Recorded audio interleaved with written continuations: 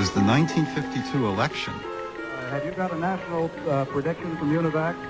Yes, we've got Stevenson. Stevenson was running against Eisenhower for the first time, and CBS went on the air, and they had a miracle electronic brain to help them predict the election results. UNIVAC, can you tell us what your prediction is now on the basis of the returns that we've had so far? Very early on, the UNIVAC predicts a landslide victory for Eisenhower. Stevenson is leading in 10 states. As it turns out that the UNIVAC is correct, the public saw a computer do something magical. And all of a sudden, the UNIVAC becomes this household name. For one household watching that night, though, the word UNIVAC spelled disaster. Thomas Watson Sr., the founder and chairman of IBM, and his son and heir apparent, Tom Watson Jr., had just seen a competitor cut the ground from under them. Over 40 years, Sr. had built IBM into the leading business machine company in the country.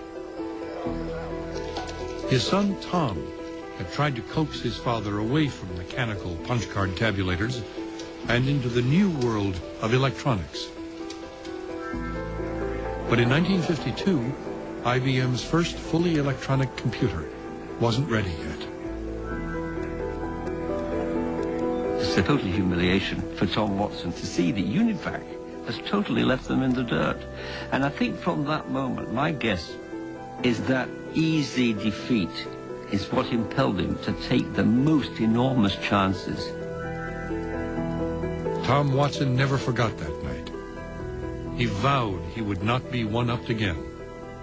But in his search for the computer to beat all computers, he would almost destroy the legendary company his father had built.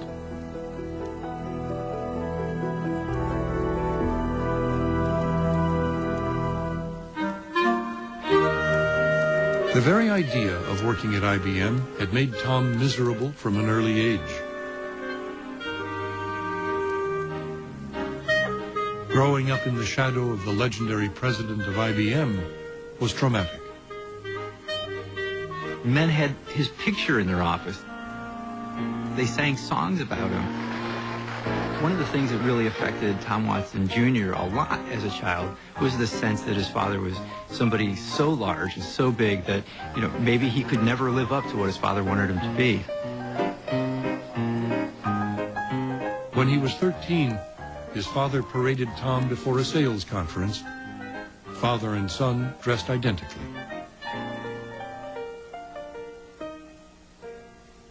He did poorly in school and was caught stealing.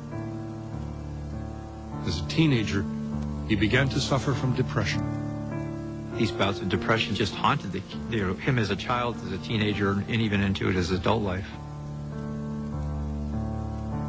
His father's pressure was relentless. When it came time for college, his father took Tom's record to the dean at Princeton. He said, "Mr. Watson, I'm sorry, but I have to tell you your son is a predestined failure." After graduating from Brown, Watson Jr., exactly as planned, joined IBM as a sales trainee. I have known Mr. Watson for 24 years as a father and for 3 months as a business superior. His father saw to it that he got plum sales contracts. Tom felt demeaned by the special treatment. When the U.S. entered World War II, Watson joined the Army as a transport pilot. Flying risky missions gave him what his privileged life had not, a chance to prove himself. The Tom Watson who came back to IBM after the war was a very, very different and much more self-confident man than the confused late adolescent kid that went to war. He was 32 and prematurely gray, but now, at last, he was eager to be an IBM man. In 1952, Watson Sr. made him president of the company. I wish it were possible for me to speak personally to each one of you in IBM this morning. But as chairman, the elder Watson kept challenging his son, second-guessing and undercutting his every decision. Tom Watson wanted to embrace the future, and he was frightened that his father was clinging to the past too much. When the future outdistanced both Watsons on election night 1952, Sr. finally let his son go into electronics in a big way. Between 1914, when my father was... But before Junior could make his mark, his father died.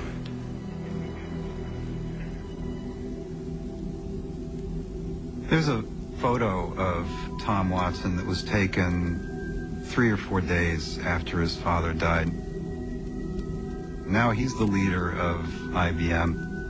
He's sitting in front of some circuitry and he's devastated. You can just feel the weight of what's just happened and how exposed he feels now. Fear of failure became the most powerful force in my life, Watson would write. There was such a long way to fall.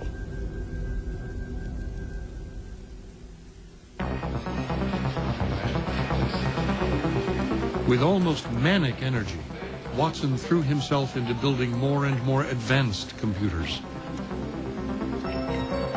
He's not only fighting fear, he's imposing extra fear on himself all the time. And he's imposing this extra fear all the time because he's trying to say to his father, in a sense, I was right, I was right. See? So fear was a tremendous impetus for innovation. Under Watson Jr., IBM took advantage of Cold War funding to pioneer a sophisticated air defense network for the military. IBM also developed the first computerized airline reservations system.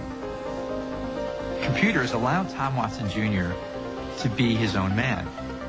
But today, gentlemen, and it's important to you... He could now be the person who was about electronics, who was going to remake the company. It gave him an identity. By 1960, Watson had tripled IBM's revenues, turning it into the dominant force in the industry. Still, Watson was restless. He's fantastically successful. He's one of the great leaders of American business. And yet, here's a man that even though he had 70% of the market, was ultra-sensitive to the single loss of the single customer. Determined to wipe out the competition, Watson decided to build a revolutionary computer system.